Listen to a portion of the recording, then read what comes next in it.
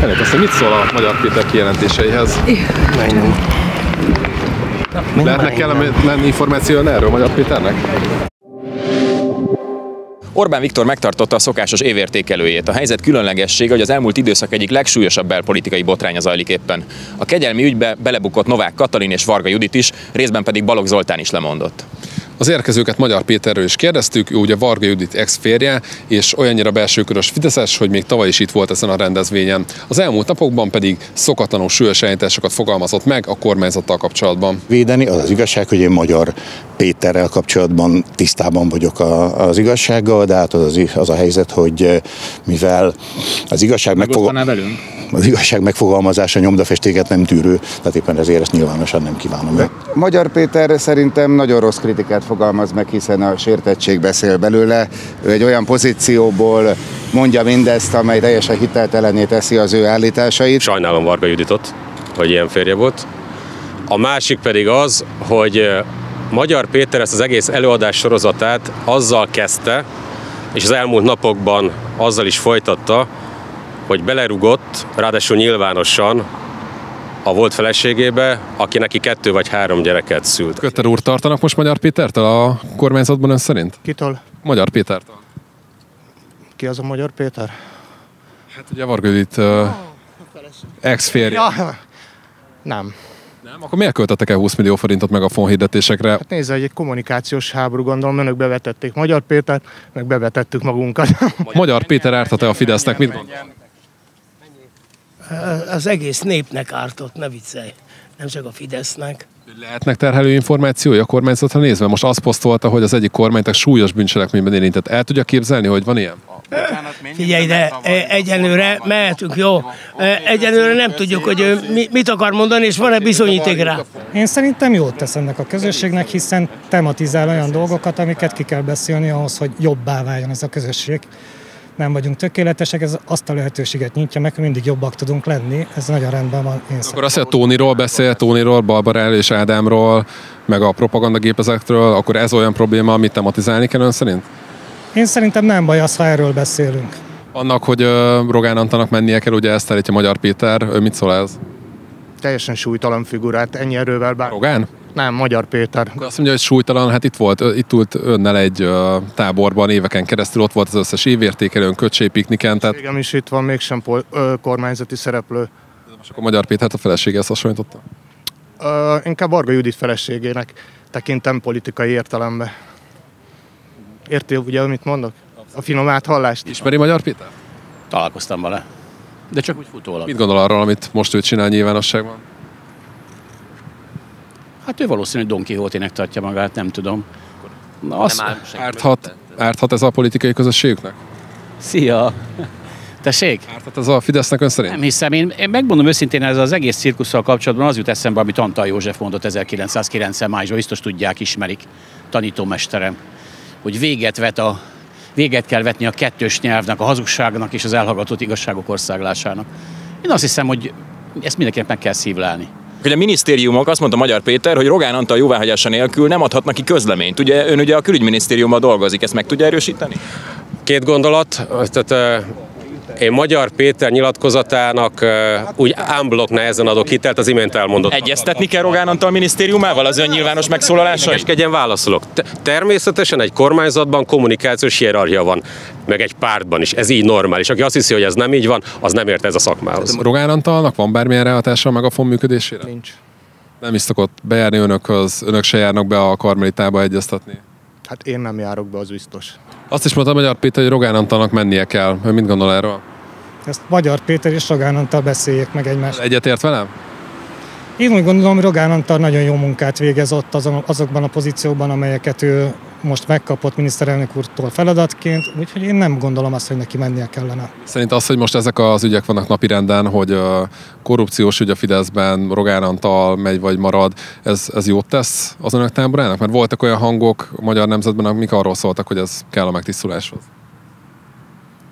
Hát azt gondolom, hogy a magyar nemzetes újságírók néha túl gondolják a valóságot. Tehát attól, hogy egy Magyar Péter bekiabál, attól még nem kell lemondani egy miniszternek szerintem.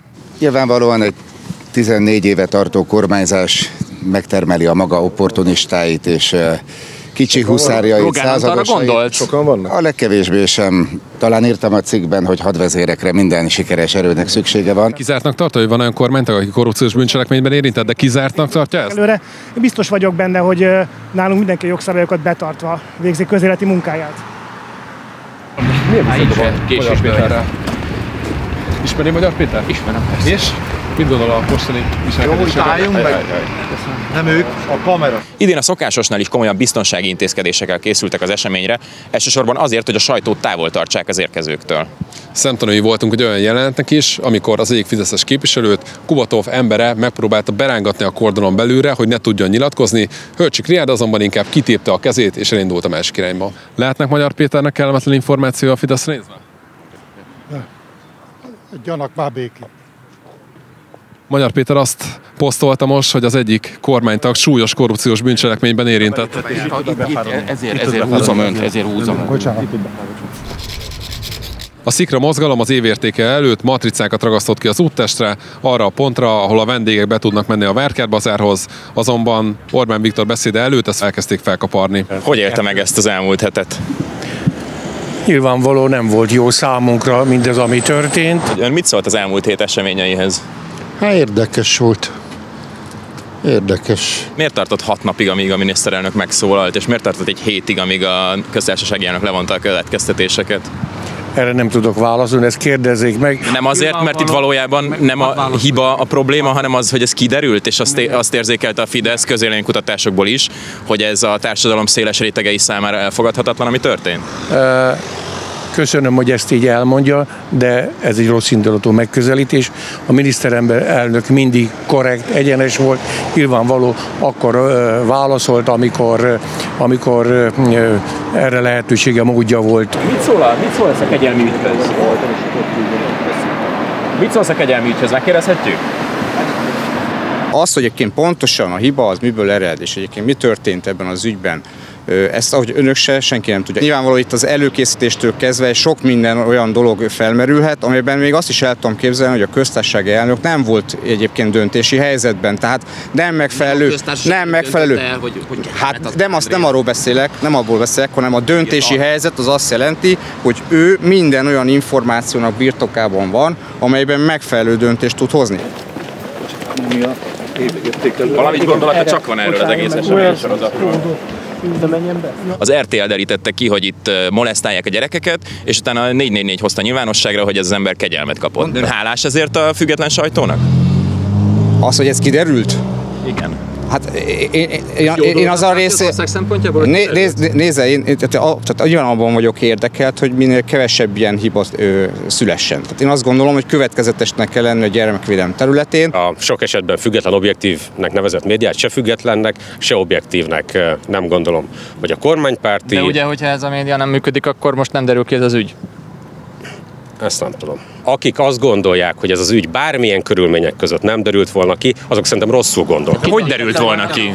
Hát úgy, hogy ez az ember nyilvánvalóan ott közlekedett volna, és nem titokban, idővel ez az ügy szerintem, és az ilyen ügyek mindenképpen kiderülnek, és az ilyen ügyekkel, vagy az ilyen üggyel, most egy esetről beszélünk, szembe kellett nézni. Mit szólt ahhoz, hogy a kormánypárti sajtó kezelte az ügyet? Ugye az első pár napban, amíg nem egyértelműsödött, hogy ez vállalhatatlan ez a döntés, addig volt olyan narratíva, hogy hát itt álhíreket terjesztenek a köztársasági elnökről, sok helyen be se számoltak részletesen arról, hogy mi történt pontosan, és aztán történt a váltás, és akkor elkezdtek beszélni róla. Erről mit gondol?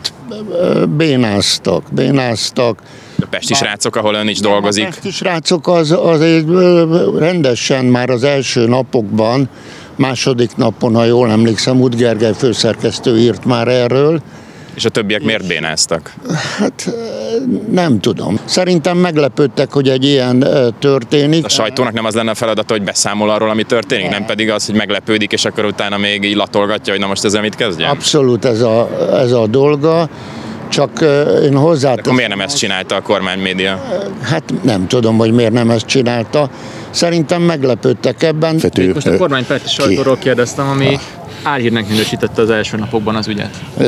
Ezek után meg tud bírni az nyilvánvaló tévedés, de hát az igazság, hogy önök is hihetetlen sokszor tévednek, sőt, tudatosan csúsztatnak, hazudnak, rágalmaznak, tehát... Ez legfontosabb ügye volt, azért ezen elcsúsznak. Nagyon hosszú még az év. Nem lehet, hogy inkább ezen a gyermekvédelmi rendszeren kéne javítani, biztos, több forrás biztosítani, több szakembert biztosítani, ahelyett, hogy arról beszélünk, hogy akkor az LMBTQ aktivistáktól kell megvédeni a gyerekeket, és milliárdokért plakátolják ki az országot. Azoktól meg kell védeni Nem a pedofiloktól kell elsősorban megvédeni? Azoktól is, a LMBTQ aktivistákat, de azért meg kell nézni, hogy a pedofilok azok milyen átfedésekkel vannak akár a melegek között, vagy arányaiban, amekkora veszélyt jelent a gyerekekre az, hogy pedofilok esetleg molesztálhatják őket, illetve az, hogy LMBTQ aktivisták, nem tudom, bemennek érzékenyítő előadást tartani valahova. Ön szerint arányban van az, hogy mennyit foglalkozik ezzel a kormány, ezzel a két kérdéssel? Nagyon jó arányban van, mert az LMBTQ a legveszélyesebb ideológia. Ez veszélyesebb, mint a pedofil bűnelkövető, aki molesztál gyerekeket? Nem, hanem igenis meg kell erősíteni a gyermekvédelmet. Akkor miért nem tette ezt az elmúlt években a Fidesz ön szerint? Szerintem elég sok pénzt adott a gyermekvédelemre. Ön szerint hitelesen tudják ezek után is képviselni azt, hogy a Fidesz az, amelyik megvédi a gyermekeinket? De vicc, eddig is ezt tettük. Az egész Fidesz politikája erről szól az egész világon, egész Európában. Nem mondjon ilyen, ne kérdezzen ilyen komolytalan dolgot.